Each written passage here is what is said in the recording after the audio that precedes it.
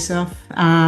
I'm an inhuman geographer, which means I work on the sort of intersection between race and environment at Queen Mary, University of London. And my role is as one of the co-curators of the Geology of Britannic Repair. I'm Owen Hopkins. I'm an architectural historian, writer, curator. I'm the director of the Farrell Centre at Newcastle University, a public venue for exploring the built environment. And I'm one of the co-curators of the British Pavilion at the 2025 Venice Architecture Biennale.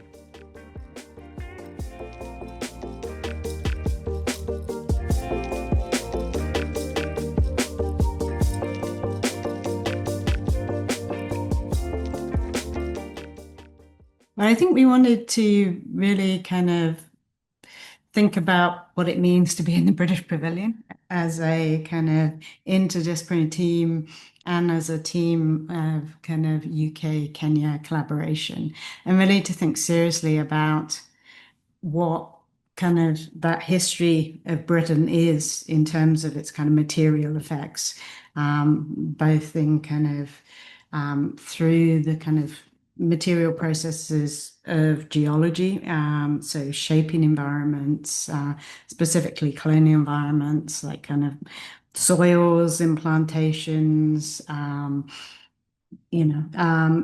right through to climate change and the kind of impacts of climate emissions on those least responsible for them. So we wanted to think about kind of taking this political entity of GBR, so that's the country code, and as with the building, turn it inside out. What does it mean to think about this place and through its kind of planetary effects, in a sense, of these kind of practices of geologies? And what does it mean to think about that in the context of a kind of reparative mode? So a kind of mode that demands reparations, restitution, and renewal in those relationships. And the idea that architecture is a space in which to think about renewal, to think about change, and to think about how we understand architecture as an earth practice differently.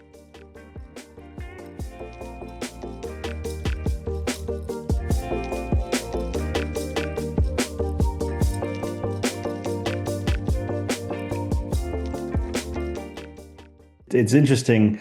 The British Council asked for a curatorial team rather than a single curator, and I think there's an appreciation from the very beginning that this should be a collaborative process, that it should be, in many ways, a multidisciplinary process, and that's really what our team, I think, encapsulates is a way of working and exploring architecture that doesn't just exist within one particular field or aspect of the discipline, but actually explores its broader role and connections to the world, to its different histories, its relationship to the legacies and present realities of colonization.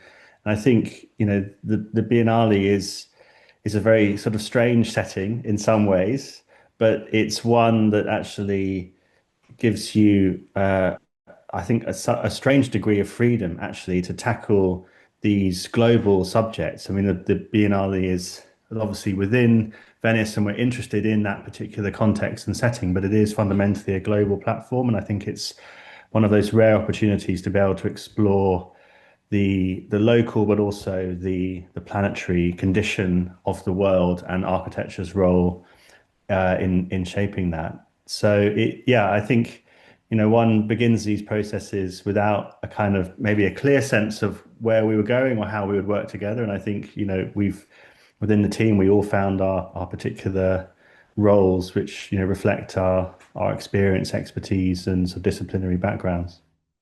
It's kind of it's been an extraordinary journey in a sense, because the larger politics that we're addressing in terms of a collaboration between the UK and Kenya also come out in terms of, they have to be resolved also at a very kind of personal level in terms of the personal as political, but also we're very differently situated in the context of kind of representing the UK.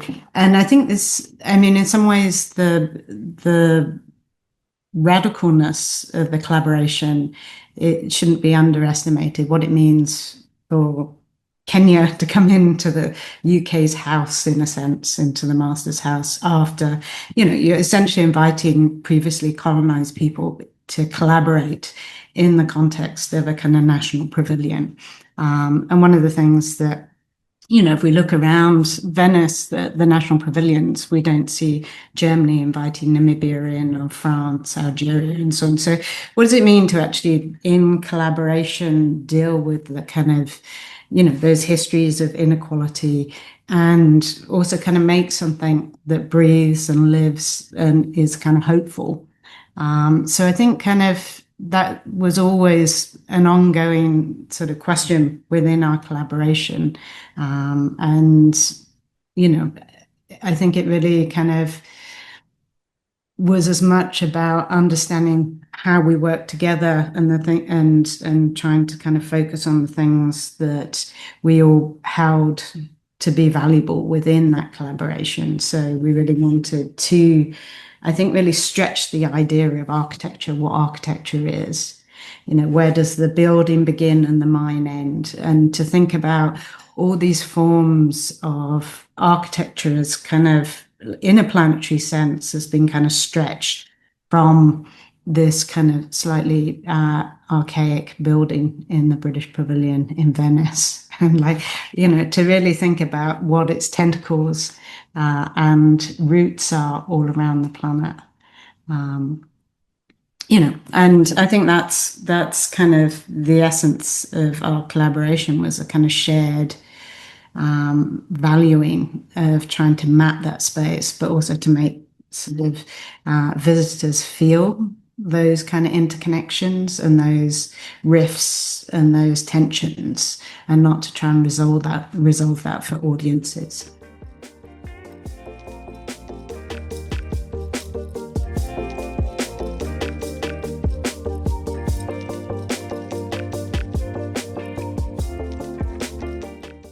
I think there's a lot of negativity around architecture at the moment. I think that's the sort of prevailing trend in the sort of discourse, certainly in the UK, and I suspect further afield as well. And rightly so in many ways. Architecture, is often cited. Built environments responsible for 40% of carbon emissions, that it's fueled by fossil fuels and extractive processes, and architecture is deeply implicated in the sort of present condition of climate emergency. And as you've already mentioned, architecture was a kind of a tool, arguably in some ways a weapon in some instances of colonizers, and was used in that way in a whole variety of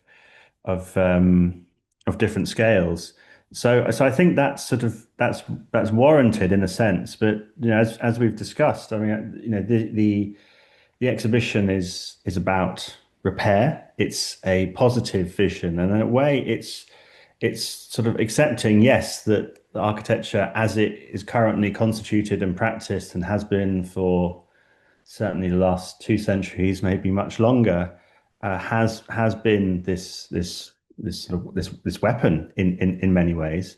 There are opportunities to use it and to reposition it and to rebuild it in a different way, as something, as a practice, as a way of thinking about the world that can begin to repair some of what architecture has played its part in destroying.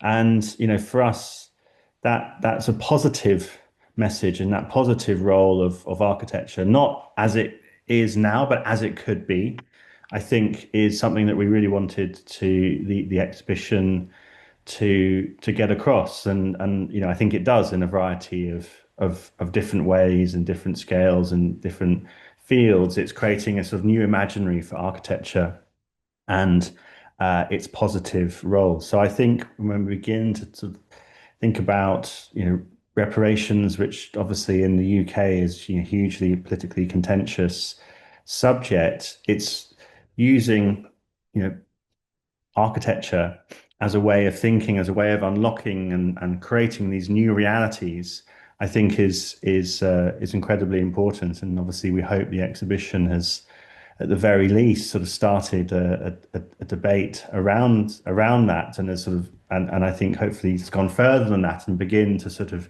as Kathryn described, sort of show in a kind of sensorial, experiential way that you can kind of feel, as well as kind of intellectually engage with what that kind of reconstituted, reimagined architecture of repair might actually look and feel like. I think I mean, it's in some ways, I think it's absolutely what is compelling, and what was compelling about to colonial forces as well about architecture is that it is this lived social materiality, but it also generates these imaginaries of what a city looks like, what the future looks like, what kind of, what the possibilities and relations between humans, the earth, and non-humans are. So I think I mean, it's a place to kind of rethink and remake the world I mean, as a academic being involved in this project has is a real gift in a sense that it does allow that kind of shaping of not just kind of like ideas and concepts, but actual kind of like we have to make an exhibition that engages people, that kind of actually raises these questions in kind of concrete ways. So I think there is something very possible there in terms of reparations because of the way in which kind of architecture is this node in a whole set of planetary conditions. Every building is regulating temperature, water, fuels. So in itself, it's a geologic entity, not just in what it's made of, but in how it interacts with all these different geomorphic processes and kind of, the sort of geophysics of the world.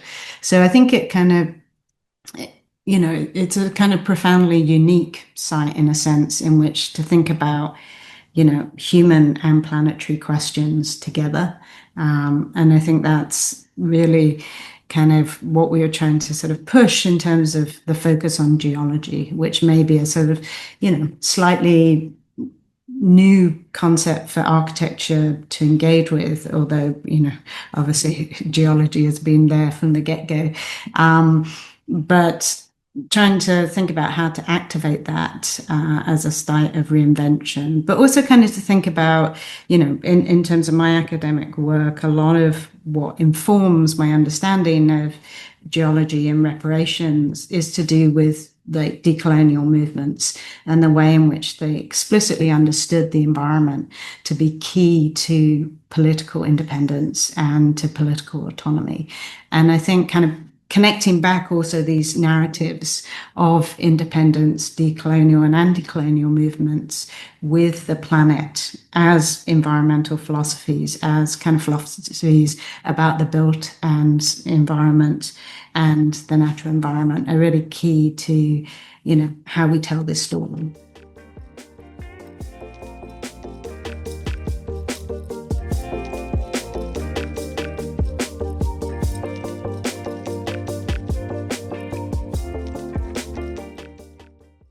Conceiving architecture as geology is in itself a radical and transformative act. One way of actually sort of looking at the sort of history of the modern movement of architecture of the 20th century is architecture conceived as a way of suppressing and hiding, disguising its fundamental geological nature. And the whole narrative of architecture as a machine is an attempt to sort of lift it out of that and to lift it into a wholly sort of, human space, and to sever those connections between architecture and geology, between architecture and the land, and thereby implication between us and those sort of the natural rhythm cycles of life and seasons, climate, and things like that. The architecture's machine is an attempt to sort of evade that. So I think in and of that self, that is a radical position. Our kind of interest in cartography was its sort of parallel position in relation to architecture as a way of encapsulating the world, articulating the world, but also dividing it and wielding power and control over it. And so for us in that first room, it was a way actually of bringing architecture and cartography together and reimagining fundamentally the space of the pavilion as this critical compass. What we're trying to do in the pavilion is really just sort of think about these kind of questions of how spatial practices are power practices and how do they materially manifest, how do they become kind of concretized both as experience and as kind of like as lines of power drawn on a map. So as I think Owen might have been telling you in the first room, your body becomes a compass. So it's an embodied geographical relation to emissions, to carbon. And then in the second room, Africa is turned upside down, but of course it's not turned upside down because where is up and where is down. Only when you're mapping from the Royal Geographical Society and the center of empire, do you kind of place yourself at the top of the world? And we can think about that also in terms of time, where I'm sitting in Greenwich, which is the 0 degrees, that time is mapped out from this point, and it's a point of empire that arranges all other parts of the world in its temporal frame. So part of what we were trying to do is just kind of disrupt these kind of what are quite habituated, ways of seeing the world, and to create a rift in those kind of practices of just understanding the world in certain kinds of ordering, through certain kinds of ordering technologies. And so the first room is really to kind of reorientate people so that we can take them on a journey, and that journey, that some of those kinds of ways in which that have become kind of historically sedimented into kind of culture, into spatial practices, get kind of disrupted, so new imaginaries can take hold.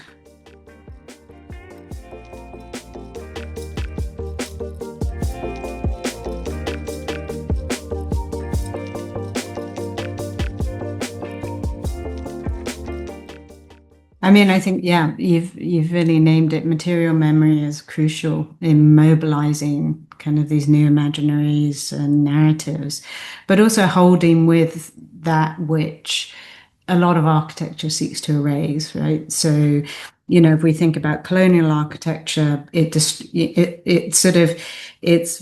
prerequisite of building was destruction of other earths, of other architectural practices, of vernacular practices. So returning those other earths to the outside of the building is one way of kind of forcing this recognition that, colonial architecture doesn't happen in a vacuum. It's sort of, its imaginaries trample over other existing kind of histories and philosophies of architectural practice. And the same, when we're thinking about Gaza, that rubble is not, it's not unoccupied rubble. It's it's a grave, it's kind of memory, it's place, it's homes, it's, families, it's kind of, all the ways in which kind of, we constitute a sort of social life through material things and through material kind of relations. So I think kind of putting that, in the forefront of the building and then inside the building as a kind of space of contemplation was really important to us, to have this kind of dialogue between colonial histories and colonial earths and the ongoing destruction in Palestine in the present tense. And I think all of that as Kathryn described, overturns fundamentally what architecture is as it's currently constituted and it's currently practiced. And also, and Kathryn's talked about this, who kind of gets to be an architect and at what stage in the architectural process that intervention might take place. Architecture as it has been conceived in a Western context since the Renaissance is ultimately about designing. Architects draw, they don't build. So I think that act of uh, the intervention on the building itself, and the veil, the double vision, as we called it, was conceived to be read in multiple ways, not just two ways, as the sort of double vision implies, but it was a kind of deliberate way of critiquing that sort of, not just the sort of the classical formality of the building, although of course it does do that, but that whole kind of world view of architecture that encapsulates, which is not just the sort of the classical, but goes up to the present, and the modern, and the contemporary, whatever. And it fundamentally shifts it in architecture into being fundamentally a material practice. Caribbean writer Amy Césaire, and he said, and it's something that's always sort of stayed with me, is like, see my handprint on every skyscraper in New York, in every kind of like port in Liverpool, in Nantes, in Marseille, and so on. And this kind of question of who gets to make the world, who cleans the buildings, who kind of mines the earths that make and just this constant reminder of the kind of racialized poor and their handprints of production in kind of which are always being wiped away, literally, kind of the people that go into offices in London, in New York, in Paris, and clean buildings in the middle of the night. They're always doing that labor of maintenance. And so actually having sort of other earths that had handprints on the outside of the building was kind of really an important part of disrupting this kind of, quite, as Owen said, and I'm sure Stella has spoken to you about, of who gets to be an architect, and at what point is architecture made and remade, and kind of, but also, these kind of wider questions of who gets to imagine the world, and who gets to kind of, merely be a kind of erased subject in its production.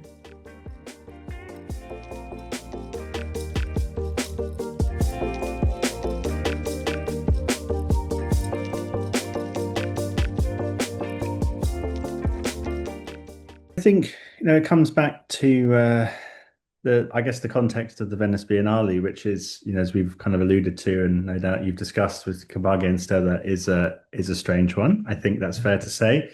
It's not something that you would necessarily invent if you were starting out from scratch today, and it is, contradictory in many ways. I mean, for many many Biennale now, it's sustainability and decarbonisation has been central to the conception of it. Yet doing anything in Venice is by definition highly carbon intensive. And then, of course, everyone flies in from across the world to come and see it. I mean, it's sort of contradictory.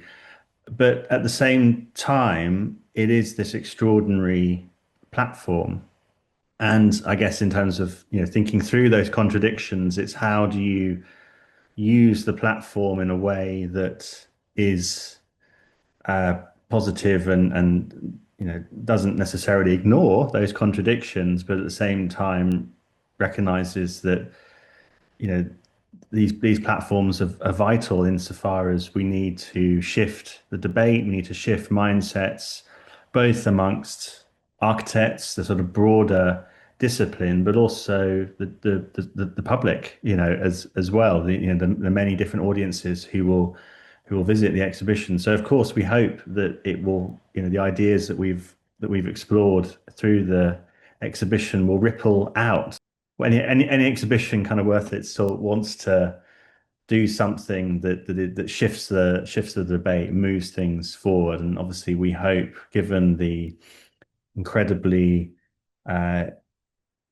difficult themes and ideas and histories and present realities the exhibition is exploring, it's all the more incumbent on it to actually do that. For me, I think kind of more than anything, I think the terms of architecture and rethinking the terms of architecture also kind of force us to think about geologic subjectivity, what it means to be a geologic subject within these kind of forms of architecture. And within the context of this collaboration, to really think about these questions of commonwealth, right? So the planet is a commonwealth. We know the commonwealth has been a wildly asymmetrical kind of set of relationships defined by stealing, kind of inequality, excessive burden on the racialized poor. So for me, it's also about thinking about kind of what does a kind of material form of reparation look like in the context of really taking seriously Commonwealth as a kind of planetary commons, and to think about that not through sort of individuals or but to think about that in terms of environments. What are the environments that allow people to live better sort of geologic lives, to live better in the earth, and not with the kind of burdens of, predominantly sort of developed nations waste and kind of, environmental kind of weaponization. So I think, there's these kind of profound questions about how we live and how we live with kind of, in increasingly volatile environments with equity. And reparations is a way to begin to sort of reset that dial, to reset that compass, that has had this muddied history through colonialism.